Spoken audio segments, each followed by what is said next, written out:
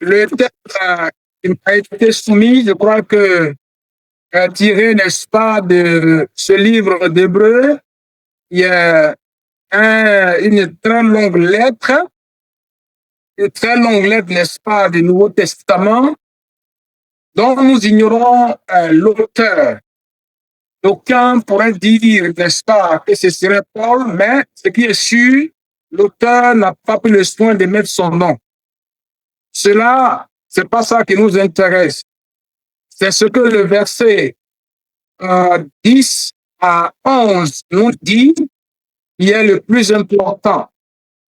Alors, dans ce verset-là, on nous parle véritablement de travail, de repos, d'entrer dans le repos que Dieu a prévu pour nous. Et donc, quand je vais citer le verset, je dirais que car celui qui est entré dans le repos prévu par Dieu se repose de ses œuvres comme Dieu lui-même s'est reposé des siennes. Alors, celui qui nous a appelés, lui-même a travaillé. Et quand il a travaillé, il a reposé le 7e jour de tout ce qu'il a fait. Alors ici, l'auteur insiste sur le repos des chrétiens. Alors, quand on parle de repos, on parle tout de suite, bien avant, n'est-ce pas, du travail. Quelqu'un qui n'a pas travaillé ne peut pas se reposer. Quelqu'un, n'est-ce pas, qui n'a rien fait bénéficier du repos. Alors ici, l'auteur de cette lettre, en parlant du repos, nous incite réellement à l'œuvre, au travail de Dieu, de nous engager, n'est-ce pas, à travailler de mieux en mieux pour le Seigneur. Et c'est pour ça que Dieu, n'est-ce pas, nous a appelés du milieu du monde pour nous utiliser comme ses collaborateurs. Alléluia. Il est aujourd'hui que le chrétien, que l'homme de Dieu, en tout cas celui réellement qui est appelé, n'est-ce pas, comme enfant de Dieu, puisse travailler. Parce que si tu n'as pas travaillé, tu vas te reposer de quoi? Nous avons vu, n'est-ce pas, Dieu a travaillé du premier jour jusqu'au sixième jour, et le 7e jour, il a mis son œuvre et il s'est reposé. Alors, je voudrais dire, n'est-ce pas, avec l'autorisation, la permission qui m'est donnée, n'est-ce pas, d'exhorter les enfants de Dieu, d'encourager réellement les hommes de Dieu qui sont des effrénés de travail, qui sont réellement des amoureux du travail de Christ, de continuer à travailler parce que très souvent, il y a réellement une remarque que nous faisons. En habitant ici, les hommes de Dieu ont pris lundi pour leur repos hebdomadaire. C'est-à-dire dimanche, ils finissent le culte le lundi, c'est le jour de repos. En réalité, il n'y a pas de repos sur cette terre. Le repos n'est possible que lorsque on a fini de travailler. Alors, souvent, le repos, on peut t'appeler pour aller intervenir, pour aller prier pour quelqu'un. Il y en a même, n'est-ce pas, qui ferment leur portable parce que c'est son jour de repos. Il y en a même, quand tu vas les voir le lundi, on peut dire, n'est-ce pas, l'homme de Dieu se repose. Parce que lui aussi, il est un homme, il a de repos. C'est bien, on peut se reposer un temps soit peu, mais lorsque le travail nous appelle, il faut réellement écouter, n'est-ce pas, notre temps de loisirs et de repos pour aller réellement à l'essentiel parce que Dieu compte sur nous. La Bible déclare que Jésus ne descendra plus sur cette terre pour aller réellement en Galilée, pour aller à Jéricho évangéliser avec son équipe. Ce qu'il a mandaté aujourd'hui pour faire ce travail-là, c'est vous, c'est nous, c'est moi, c'est nous qui sommes, n'est-ce pas, appelés à l'heure du Seigneur. Alors, quelqu'un pouvait dire que le diable travaille 24 heures sur 24. C'est le démon travaille 24 heures sur 24.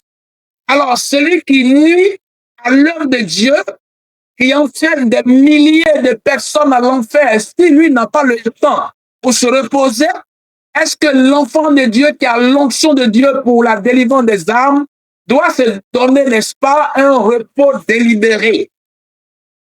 Ce qui n'est pas facile. Alors, il faut que les pasteurs, des hommes de Dieu que nous sommes, nous changeons, n'est-ce pas, notre mentalité vis-à-vis du travail de Dieu. Il y en a même quand ils sont dans le ministère de quelqu'un, ils ont un salaire, à la fin du mois, on te donne 200, 300 000, c'est fini, ils ne fournissent pas d'efforts, ils n'évangélisent pas, ils ne visitent pas, ils ne vont nulle part parce que, bon, mais tiens, c'est pas leur ministère, et puis ils ont un salaire, ils ont un traitement. Il y a un pasteur qui m'a bien joué, ça m'a choqué. Il dit, Dieu ne m'a pas dit que moi, je vais convertir tout le monde entier. Quand il a dit ça, je lui ai dit, qui va convertir ce monde-là? C'est qui? Il faut compter sur la grâce de Dieu. C'est la grâce de Dieu qui fait que nous, nous les Africains, par exemple, nous avons, n'est-ce pas, nos idolâtries, nos fétiches, nos séraphimes. Si le Seigneur Jésus a eu pitié de nous et qu'il nous a réellement joints à son œuvre, je crois que c'est un privilège et c'est un grand privilège à saisir et à profiter.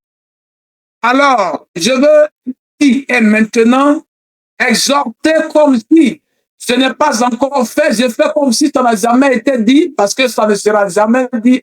Et encourager les hommes de Dieu, les chrétiens, qui sont ceux sur qui le Seigneur Dieu compte, travailler de mieux en mieux. Paul dit, il faut que nous prêchons la parole, même si l'occasion n'est pas là, il faut le faire. Alors, Jésus dit ici en verset 4, il dit, pendant que je suis dans le monde, je suis la lumière du monde. Alors, il faut que je fasse le travail avec celui qui m'a envoyé, car la nuit vient comme le travail. La nuit dont il est question ici, il n'est pas question de, comment on appelle, l'absence du soleil. Ce n'est pas ça dont il est question.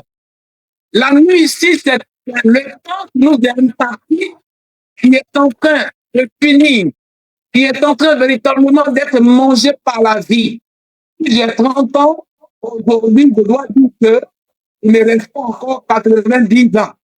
Je dois profiter, je dois mettre, n'est-ce pas, le temps qui me reste à profit dans l'œuvre du Seigneur, dans les visites, dans les prières, dans les évangélisations, afin que, n'est-ce pas, Dieu m'approuve que je puisse, n'est-ce pas, le repos que Dieu a prévu pour moi.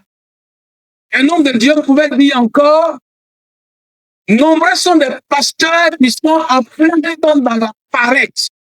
Ça, c'est le patron de Will s'appelle. Il dit les pasteurs, ils sont en temps plein, mais souvent c'est la paresse qu'on voit dans leur attitude. C'est la paresse. Ils peuvent passer du temps, n'est-ce pas, des points doctrinaux, des points, n'est-ce pas. Ils vont passer du temps, la doctrine dit, comment on appelle, telle chose dit, telle chose dit, mais pendant ce temps-là, des gens sont en train de mourir dans les hôpitaux, des gens sont en train de mourir, n'est-ce pas, manque d'évangélisation, manque de la parole de Dieu, et on est là, on discute. Alors, ce verset, je l'aime bien, nous devons travailler. Le chrétien doit pouvoir. Tu es chrétien, on t'a appelé, ce n'est pas pour réellement t'asseoir sur le banc pour applaudir les autres chrétiens. Tu dois produire des œuvres, tu dois réellement gagner des gens. C'est une chaîne, en fait, une chaîne également qui ne doit pas être rompue. Quelqu'un m'a gagné, quelqu'un m'a évangélisé, il a prié pour moi. Et Dieu m'a fait grâce, je suis entré dans le militaire. Moi, à mon tour, je dois gagner des gens jusqu'à ce que le Seigneur Jésus revienne. Alors, bien aimé, ce soir, je vais exhorter quiconque réellement m'entend, je vais exhorter quelqu'un qui m'entend que le travail, le meilleur boulot du monde, le meilleur boulot réellement que je n'ai jamais connu, le meilleur boulot là, c'est l'œuvre du Seigneur. Alléluia. Parce que l'œuvre là, c'est Dieu lui-même. Dieu que nous prions, il travaille pour nous donner de l'argent, pour faire marcher nos affaires, pour faire marcher tel ou tel business. C'est pour travail là. Alors, si nous le servons, nous faisons ce qu'il dit, et c'est à juste titre réellement qu'en Matthieu 6, à partir de 33, Christ pouvait dire, n'est-ce pas, cherchez premièrement le royaume des cieux, et toute la justice de Dieu, et toutes les choses vous seront données par-dessus. Alors, dans les Matthieu aujourd'hui, le remarque que j'ai fait encore, c'est que les chrétiens viennent à l'église pour chercher réellement des choses matérielles. Les chrétiens viennent à l'église réellement pour chercher des choses périssables. Les chrétiens viennent à l'église pour chercher un travail, telle chose, une situation. Alors, c'est des choses réellement, on peut pas dire que c'est anormal. C'est normal de chercher ça. Mais ne faisons pas le contraire. L'œuvre de Dieu compte plus que ces choses périssables. Parce que quand lundi, demain, lundi, à partir de lundi, on s'arrête réellement, tu ne peux pas pour voir des gens qui vont au travail. Tu peux remarquer, n'est-ce pas, des 4x4 réellement qui roulent, qui vont en direction de plateau, des gens vont au travail. Et dans la ville d'Abidjan, il y a tellement d'immeubles, et ces immeubles-là, quand on se demande, il y a combien de chrétiens qui sont dedans, qui ont construit, qui ont ces réalisations. On peut réaliser que c'est la plupart des païens qui ont fait ça. Alors, quand nous venons à l'église, quand nous venons au pied de la croix du Seigneur Jésus, c'est pour avoir ce que le monde ne nous a pas donné. C'est pour avoir ce que, n'est-ce pas, la médecine ne peut pas nous donner. C'est pour avoir véritablement ce que le travail ne peut pas nous donner. C'est pour avoir même ce que le mariage ne peut pas nous donner.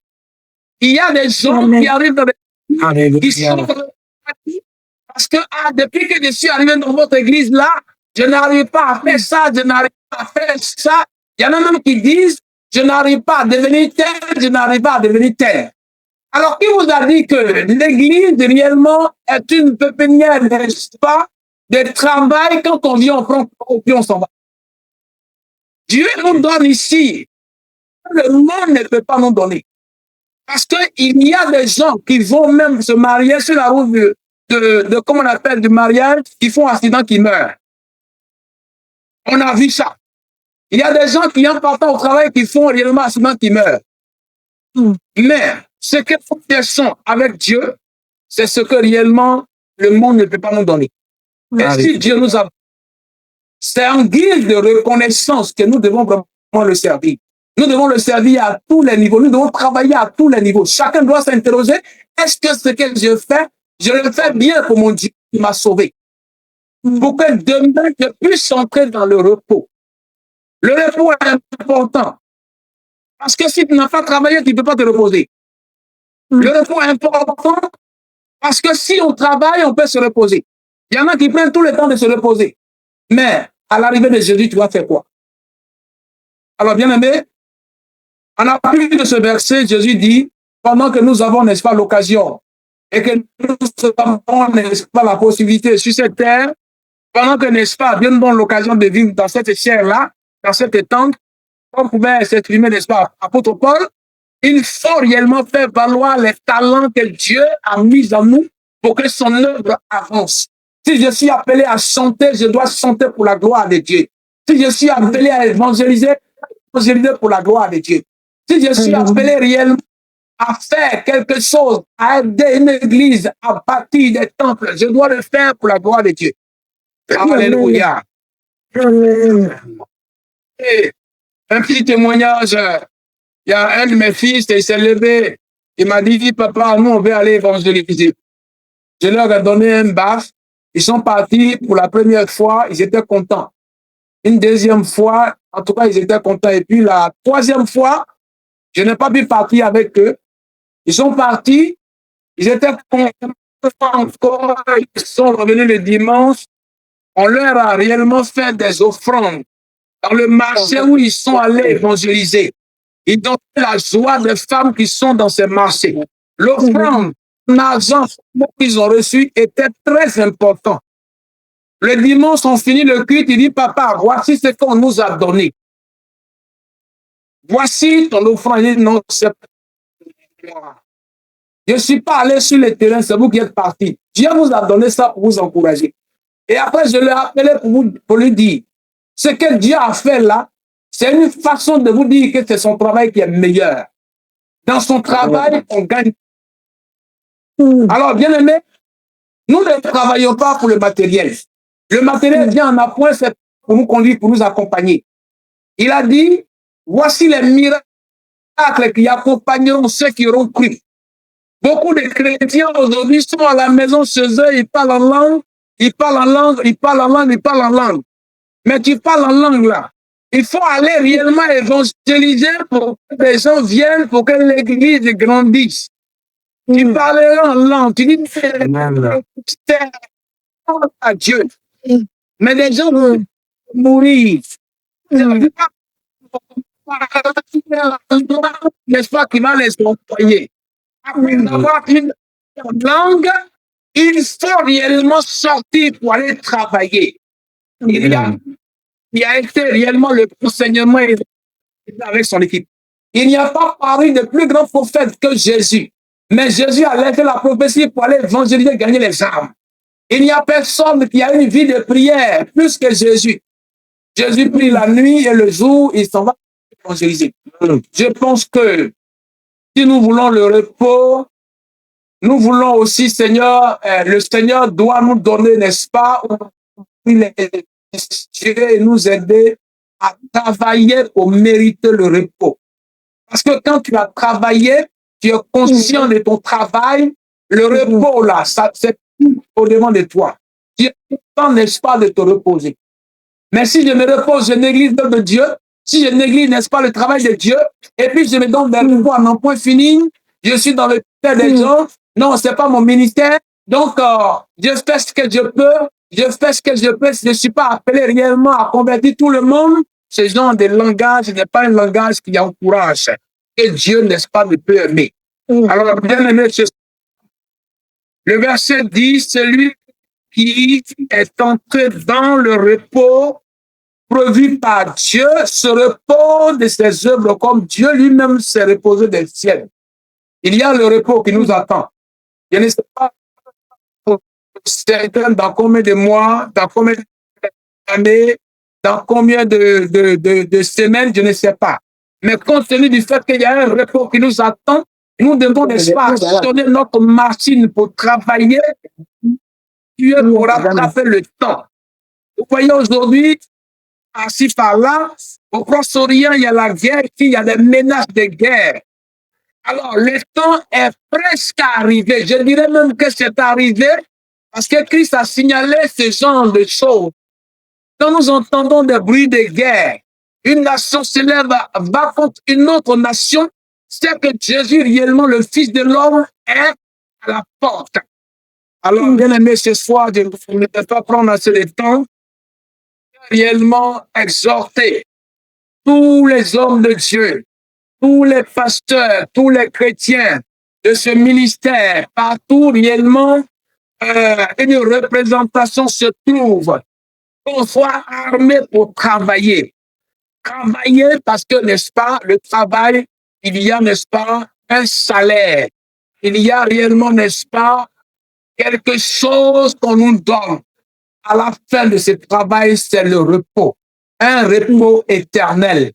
Alors, bien aimé, que Dieu bénisse véritablement cette exhortation afin que nous ayons réellement le courage de travailler de mieux en mieux, de travailler, d'insister, de faire en sorte que le travail de Dieu avance, que nous soyons, n'est-ce pas, approuvés par le Créateur qui a été le premier à travailler.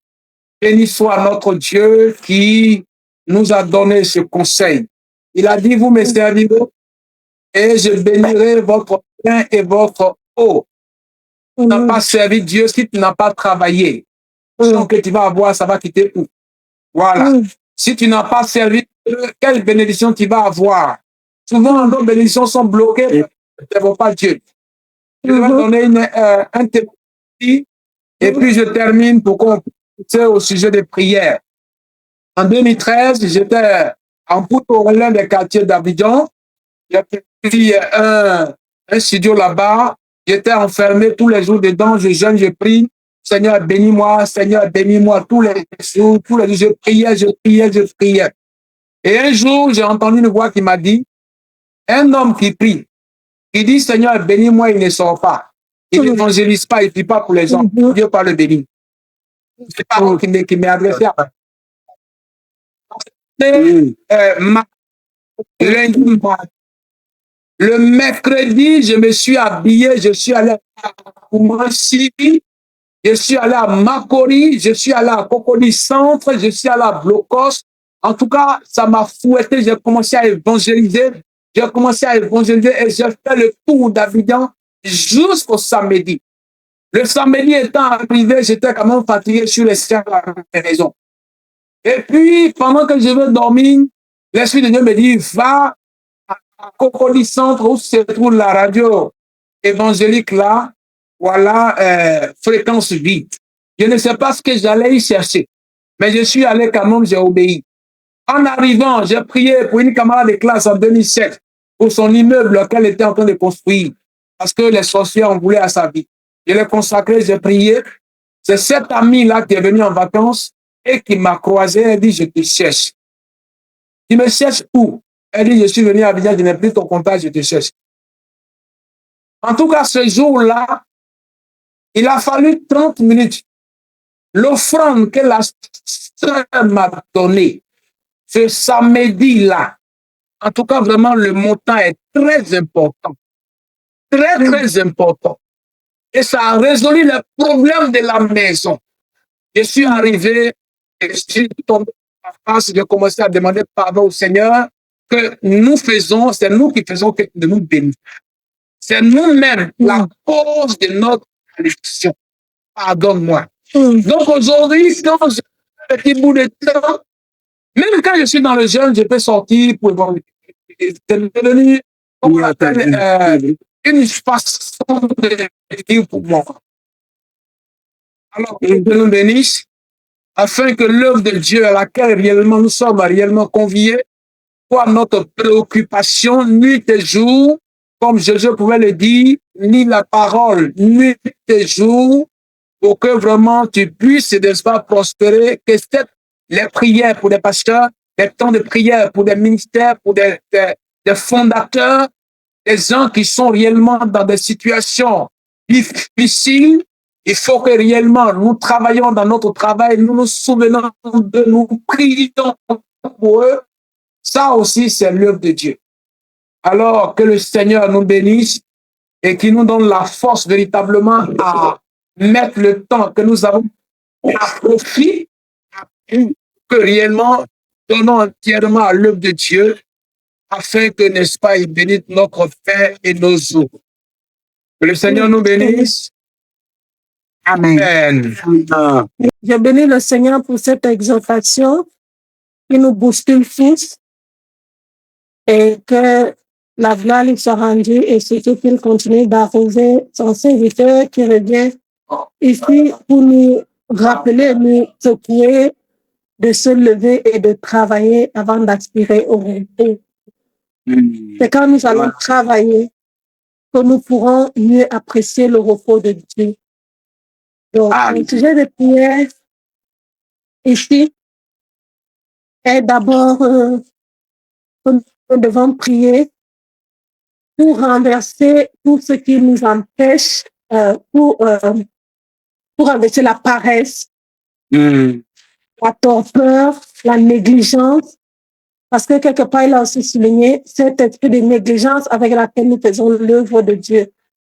Parce que le Seigneur dit, malheur à quiconque fait son œuvre avec négligence. Oui. Tout ce qui nous empêche de véritablement travailler. Faire un travail à moitié n'est pas vraiment faire ce travail. Ne pas bien le faire, n'est pas faire le travail. Donc, pour que nous puissions travailler, il faut que nous nous tenons nous-mêmes. L'Église pèse. L'Église est comme un gros ballon qui est plein d'eau et qui ne peut pas monter. À cause, nous sommes remplis de bénédictions, nous sommes remplis de tout, de la parole même. Comme il disait, on passe le temps à parler inutilement. Or, les âmes sont en train de périr.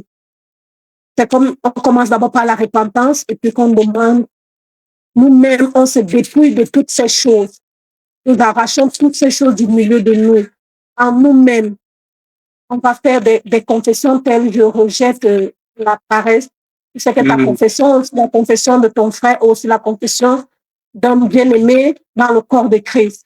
Donc, nous allons faire ces confessions au nom de tout le corps de Christ. Nous commençons d'abord par une repentance pour dire, Père, pardonne-nous pour toutes les fois où nous avons perdu le temps. On n'a pas vu que la nuit arrivait. On a perdu trop de temps. Pardonne-nous pour cette perte de temps inutile au lieu de travailler. Pardonne. Pardonne. La gloire pour dire pardonne-nous, Jésus. Tu es venu toi-même comme un exemple et tu n'as jamais dit pardonne-nous. Ni négliger.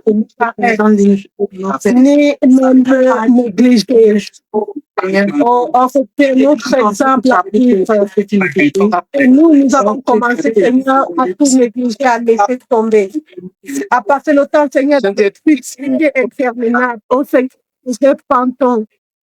Nous demandons pardon, Seigneur, pour Dieu, tu es miséricordieux. Nous demandons pardon,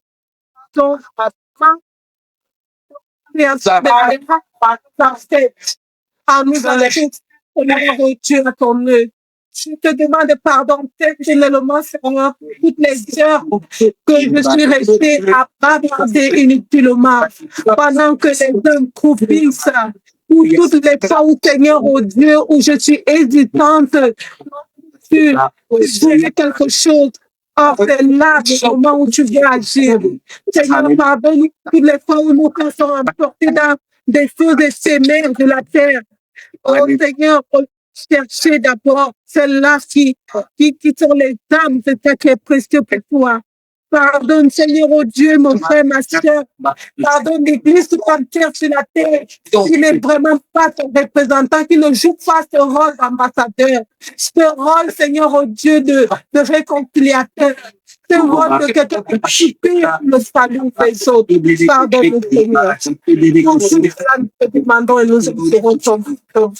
Oh Seigneur, Jésus, car tu nous dis en ta parole que si nous nous repentons, Seigneur, tu es miséricordieux. Nous demandons pardon au nom de Jésus.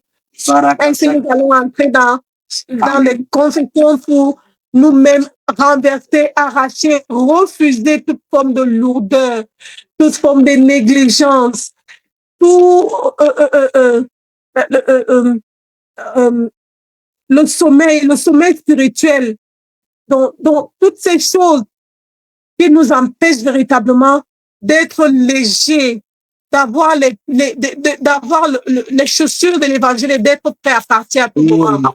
Dans son exemple, s'il était resté, il avait dit, Seigneur, même l'argumentation, nous argumentons avec le Saint-Esprit.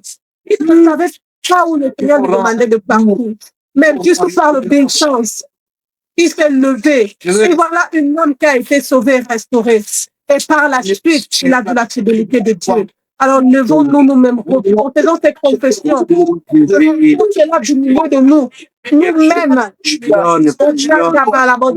Seigneur, je me tiens ce soir. Seigneur, oh Dieu, ta parole. Nous arrachons, Seigneur, oh Dieu, toute forme de paresse en nous, toute forme de négligence, Seigneur, dans ma vie. Seigneur, oh Dieu, j'arrache, parce que tu nous as donné l'autorité d'arracher, d'abattre, de détruire. J'arrache, j'abats et je détruis toute forme de lourdeur spirituelle, toute forme de sommeil spirituel, toute forme, Seigneur, oh Dieu, de sacrifiement. Comme que ça soutient.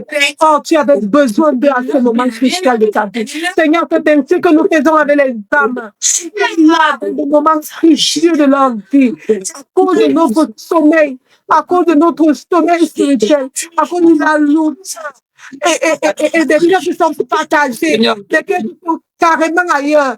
On ne peut même pas entendre, Seigneur. C'est comme ça que les filles sont tuées. Les accidents se produisent sur la terre parce que quelqu'un n'est pas éveillé. Alors j'arrache cet endormissement spirituel. J'arrache le sommeil spirituel. Je ruine cela de ma vie, cela de la vie de mon frère et de ma soeur. Oh Dieu, nous renversons toute forme de négligence, d'argumentation, toute forme de désobéissance à ta voix lorsque tu nous parles. Toute forme de repentance que nous retissons. Indocile à ta voix. J'arrache l'indocilité. J'arrache, Seigneur. Nous avons pour règle. Seigneur, oh Dieu, nous brisons cette raideur dans nos coups. Nous brisons cette raideur. Nous disons non à toute forme de choses qui nous empêche véritablement d'être disponibles entre tes mains. Et nous te supplions, demande au Saint-Esprit de nous donner un esprit bien disposé, comme David avait dit, un esprit bien disposé, qu'on soit des femmes et des hommes bien disposés, prêts pour l'œuvre du Seigneur. Oh Seigneur, dispose-moi ton œuvre. Donne-moi la bonne volonté. Arrache le cœur de mon frère et ma soeur. Dispose-nous. Donne-nous, Seigneur, le sens de la priorité. Redispose de nous, Seigneur, par rapport à ton œuvre. Nous aimons le repos, or que nous ne le voulons pas. Seigneur, oh Dieu, donne-nous des esprits éveillés. Dispose de nous. Donc, toi, Seigneur, notre façon de nous planifier. Nous mettons tout à l'ensemble, mais sauf toi. Dispose mon cœur, dispose-lui de mon frère. Seigneur, quelle que soit la nation où tu vois, Seigneur, un de tes disciples, un de tes fils, dans cet état, Seigneur, dispose. Remets encore de la bonne disposition. Remets encore, Seigneur, de la ferveur. Remets encore du zèle. Au nom de Jésus. Au nom de Jésus. Merci beaucoup, Maman Danielle. C'est vraiment merveilleux. Non, mais l'Esprit du Seigneur t'a conduit comme tu as conduit. Et nous allons remettre la parole à Papa Patrick Goyen. Papa, merci pour ce témoignage. Tout à l'heure, quand tu parlais, et même quand je crois Maman Danielle priait, ma sœur Gloria est en train donc vraiment nous adressions ici. Non, mais c'est une interpellation. Nous prions, oui. Nous prions en langue, oui. Mais est-ce que nous sortons pour aller gagner des âmes? Et comme ma sœur a dit, nous parlons de questions qu'on parle beaucoup, mais est-ce que nous prenons là? Le témoignage de papa de Patrick Gowen, que Dieu, dont il a écouté l'Esprit. Ah oui, mais c'est fort. C'est seulement lorsque nous faisons l'œuvre du Seigneur, c'est lorsque seulement nous sommes sur les champs, c'est pas d'évangélisation, sur les champs pastoraux, que Dieu ouvre les portes. Papa Gowen, je te repasse la parole pour que tu puisses continuer avec les 20 minutes qui te restent par rapport à... Vraiment, il a fallu que nous puissions nous repentir. Et merci beaucoup, maman, d'être conduit dans ce temps de repentance, parce que nous avons une forme de léthargie. Hein, donc, on n'a pas une autre que nous avons, mais c'est quand la dernière fois nous avons été dans la rue pour parler de choses. Hein, donc, c'est peut-être comment est-ce que nous faisons, est-ce que nous osons le faire? Est-ce que nous prenons même le risque de pouvoir prendre une patate, aller dans un coin et puis dire que Jésus t'aime, que Dieu nous pardonne? Papa, comment est-ce qu'on a parlé? Alors, que Dieu nous bénisse, que Dieu nous bénisse. Si Amen, durant ce voilà, c'est pour véritablement la gloire de son nom. Voilà, donc nous pouvons poursuivre. Je crois que le ministère Salem Gospel Ministry, dont le révérend Adrien est fondateur des projets, je crois que j'ai eu vent de ça. Un jour, lui m'en a parlé. Il dit que possible qu'une visite en Côte d'Ivoire soit faite et que même une croisade soit faite, comment regrouper les enfants de Dieu. Ils sont sur la toile en Côte d'Ivoire. Nous allons prier véritablement pour ce projet, que Dieu donne les moyens qu'il faut pour que vraiment, au temps marqué, cette visite, n'est-ce pas, soit faite, ce programme soit fait, parce que la Côte d'Ivoire est ouverte, n'est-ce pas, à tous les serviteurs de Dieu, aux Américains, aux Européens. Donc, en tout cas, quand il a dit ça, ça m'a donné la joie au cœur. J'en ai parlé avec mon frère Pasteur Tou. Donc, prier que Dieu donne les moyens de faisabilité lorsque le temps sera là et que réellement ce programme soit fait. Ensemble, prions le Seigneur. C'est le sujet que je vais donner maintenant. Merci, merci. Amen. Merci, Amen. Alléluia, Père éternel. Nous Bénissons le grand Dieu que Seigneur. Seigneur, nous prions en défait de Seigneur, notre Seigneur, l'organisation, au Seigneur, notre prière. Que tu puisses nous accorder, Dieu, la grâce de descendre dans le